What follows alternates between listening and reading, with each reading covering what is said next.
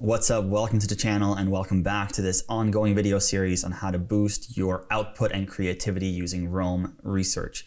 In this video, we're just going to do a quick walkthrough of how to actually sign up for Roam when you first enter the onboarding process. There are a couple of things on the sign up page that are a little bit confusing. Most importantly, we're going to talk about what a graph actually means in the context of Roam. So this should help you overcome this initial hurdle of just quickly signing up for Roam Research so that you can get into the weeds of it. So the first thing you want to do is go to roamresearch.com and you'll see this landing page here. And you just want to go and sign up. And then this is all fairly intuitive. So what you want to do is type in your preferred email. You're going to set a password. You're going to confirm the password, and then you sign up. So as you can see, Roam is not free, and that's going to be a deal breaker for some of you.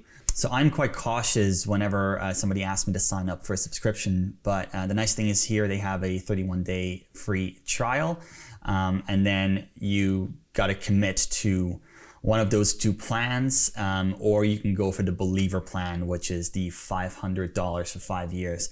It's kind of like the question of whether you want to be paying for note-taking tools in general, because there are so many free tools out there.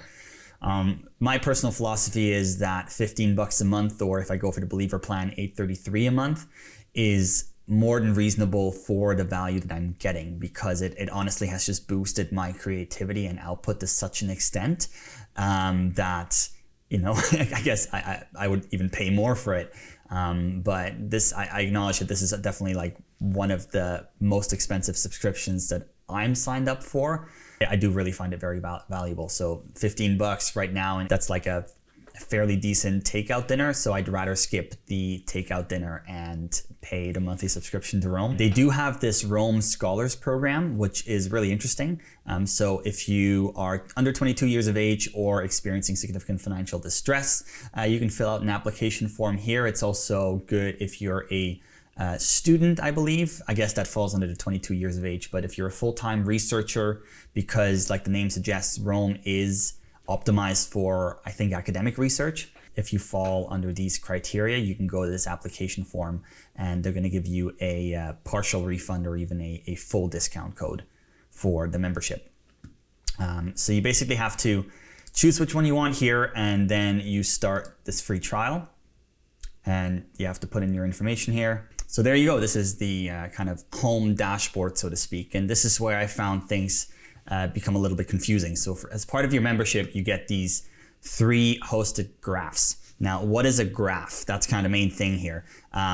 Graph in Roam is basically your interface. It's basically your workspace. So you know how other apps have different workspaces, that you can have like a public workspace or a private workspace, or you can have a company workspace. In Roam, these seem to be called graphs.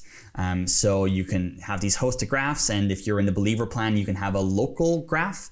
And when you click on here to create your graph, so you can say my first personal graph. Let's see if somebody else already took this, because here's what confused me.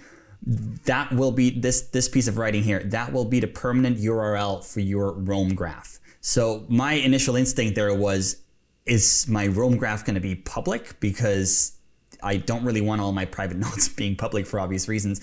It's quite the opposite. So once I read through Roam's privacy policy, it does actually point out how they go to extensive lengths to make sure that your information is private, with a funny little stab at Evernote, which apparently turns out that Evernote developers can actually see your notes, which is kind of crazy to think of, but Roam makes sure that all of your notes do stay private and that even the developers of the platforms don't have access to them.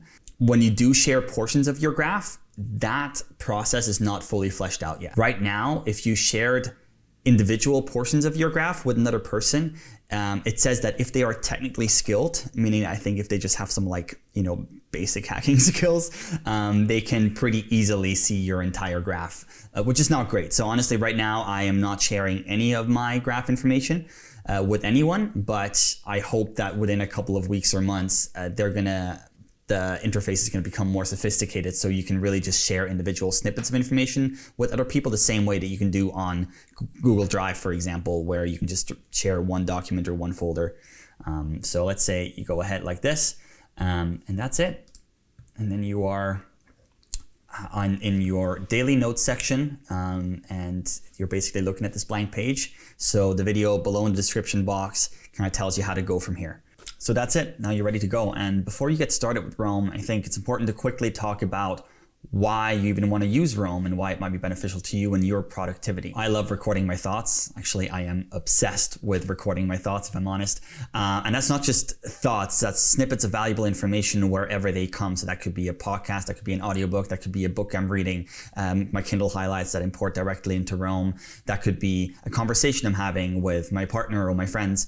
And I oftentimes feel this impulse to retain the most important part of whatever we were talking about, and I then rush to my computer to write something down on Roam. And I used to do that before too, right? I used to journal in different places, and sometimes I have my journal with me, but I find that there is a couple of points of inhibition of trying to go from that thought, that realization of that main takeaway that you do want to record, to actually recording and actually being able to record it in a valuable manner, meaning in a manner that you can retrieve it, and not just retrieve it later on for the sake of looking over it again. You actually want to retrieve it in the context of what you're working on in the moment of retrieving it, right? So I might be developing some ideas for a new film. At this point, it's valuable for me to not just be able to go back onto a pre-existing list, but it's actually valuable for me to be given suggestions from all the other things that I've journaled on in the past that when I wrote about it, I might not have thought that it could become or influence a film idea in any way. But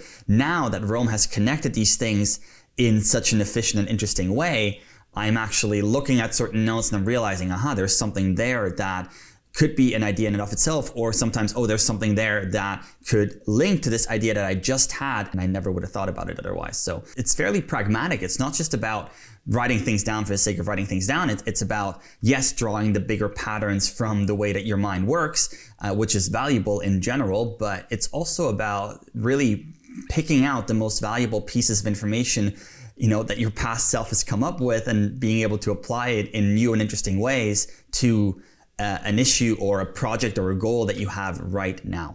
All of these things really only work if I have an easy way to write things down. And that means for me that I don't feel that inhibition to write things down. I also don't feel like I have to delay writing things down on a regular basis. The things that I write down in Roam can range from totally unstructured, unorganized morning pages, or slightly more structured, like 5-minute journal type entries, but it can also be big ideas that I develop and iterate over time. So I used to record these things across many different platforms. I had like a physical journal that I wrote in for a long time. I had like sticky tags on the wall at some point. Literally my entire dorm wall was like covered with sticky tags at some point. Eventually I started consolidating all of these different pieces of information into Evernote. And Evernote has a lot of good things going for it, but it does fundamentally rely on a top-down hierarchical folder structure. And that is very similar to most of the note-taking apps out there. Why is that a problem? Well, because I find that the bigger my system becomes, the harder I find it to know immediately where to put something, be that a random thought that I just had, or like a very specific piece of information that I extracted from a podcast and that I want to write down. There is this moment of having to stop and think, oftentimes quite seriously, about where does this fit in with my system? And if there is no obvious answer to that, you oftentimes find yourself having to redesign your system to accommodate this new piece of information. There is nothing wrong with that when you're dealing with more elaborate databases like the ones I have in Notion. But when it comes to the type of things that I like to write down in Roam, I don't want to think about this. I don't want to have this inhibition. I just want to be able to freeform journal on the page, but be sure that the core parts, the most valuable parts of what I'm writing about, are going to be easy to retrieve afterwards. Not only easy to retrieve just to look over them again, but I know they're going to interlink and connect in valuable ways to other things I'm thinking about, that where I might not even see the connection at this point in time, but when the time comes, they're gonna connect just because of the way that Roam is set up and because of the way that I journal and tag pages. So I always keep my eyes out for tools that can make this easier for me, and Roam is unlike anything I have come across in terms of reducing that inhibition to write things down.